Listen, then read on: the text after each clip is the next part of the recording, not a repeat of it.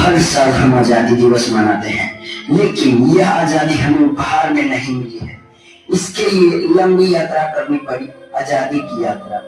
इस यात्रा में हजारों लाखों ने अपनी जान की कुर्बानी दी। 1919 जलियांवाला बाग। आज बैसाखी का दिन है, लेकिन हम लोग आज बैसाखी नहीं मनाएंगे।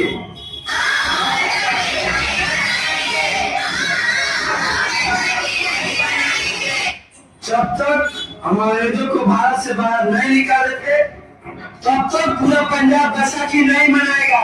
अच्छा, तो तुम सब हमारा विरोध करता है, भाग जाओ यहाँ से। इसका अंजाम बहुत ही बुरा होगा। हम नहीं, तुम लोग जाओगे यहाँ से, हमें नहीं, तुमको भारत से जाना होगा।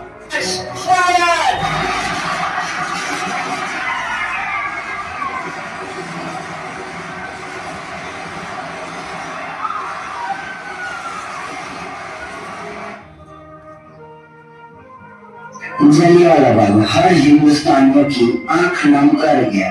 इस कांड में कितने मासूमों की आहुति चढ़ गई, इतनी हैवानियत से इंसानियत कत्ल कर दी गई। जलियांवाला बाग के हत्याकांड ने आजादी की आग में घी देने का काम किया। मासूम औरतों, बच्चों के दर्द भरी चीखें, सिसकियां इनकलाब का गूंज बनकर उभरी। लाला लाजपत राय, भगत सिंह, राजगुरु, सुखदेव सरी के क्रांतिकारियों ने भारत के इस जमीन से विदेशी दरिंदों को निकाल फेंकने के मंसूबे मजबूत कर लिए।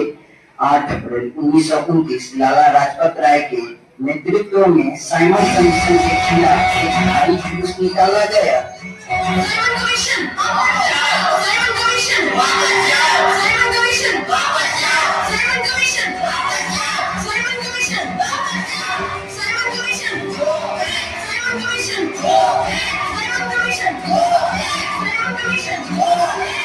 बेवकूफ इंडियंस, तुमको हमारी बात समझने नहीं आती। Stop this. साइमन कमीशन नहीं मानना। आई से स्टॉप दिस। नाना जी, आप आगे बढ़ो, हम आपके साथ हैं। नाना जी, आगे बढ़ो, हम आपके साथ हैं। नाना जी, आगे बढ़ो, हम आपके साथ हैं।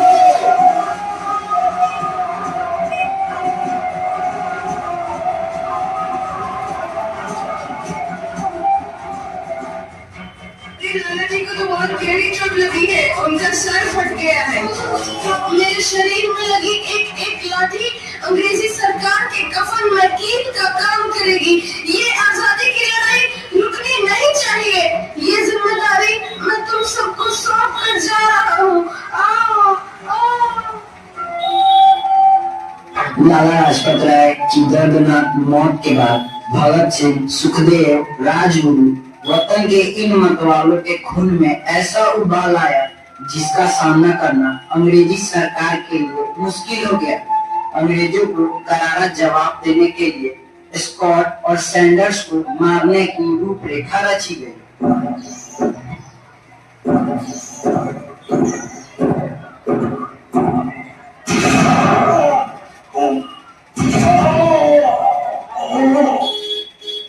सैंडर्स मारा गया। चारों तरफ तहलका मचा था। दीवार पर लिखा था, लाला जी का मौत का बदला ले लिया गया है। भगत सिंह समेत सभी वहां से फरार हो गए। 8 अप्रैल 1929 दिल्ली में ब्रिटिश सरकार की सेंट्रल लेजिस्लेटिव असेंबली की बैठक में 2 बम धमाके की आवाज सुनाई दी।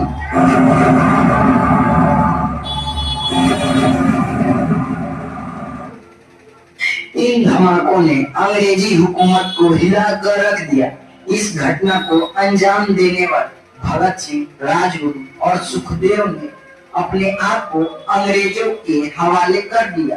1930 को अदालत ने अपना फैसला सुनाया। मुलजिम भगत सिंह, मुलजिम राजगुरु, मुलजिम सुखदेव को दफा 121 और दफा 302 के तहत ये अदालत तीनों को मुजरिम करार देती है और इस गुस्ताखी के लिए ये अदालत इन तीनों को सजाए मौत की सजा सुनाती है। सरफरोशी की तमन्ना अब हमारे दिल में है। देखना है जोर कितना बाजुए कातिल में है। भगत सिंह, तुम्हारी कोई आखिरी ख्वाहिश? हमारे हाथ खोल दिए जाए। हम तीनों दोस्त एक दूसरे से गले मिलना चाहते हैं। उनके हाथ खोल दिए जाए।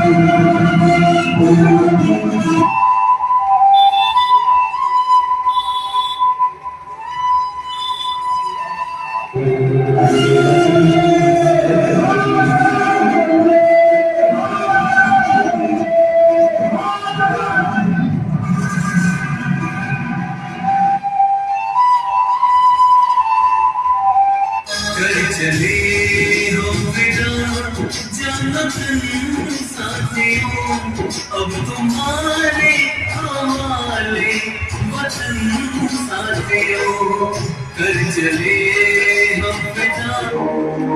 देश के हर एक नौजवान के मन में आजादी की नई उमंग की होड़ लेने लगी। अंग्रेजी भारत छोड़ो का नारा जोर पकड़ रहा था। सबने एक आजाद भारत का सपना देखना आरंभ कर दिया था। हर कोई अपने ढंग से इस महायज्ञ में अपनी आहुति दे रहा था। सुभाष चंद्र बोस, रानी लक्ष्मीबाई, तात्या टोपे और मंगल पांडे जैसे शहीदों की कुर्बानी रंग लाई। 15 अगस्त 1947 भारत आजाद हुआ।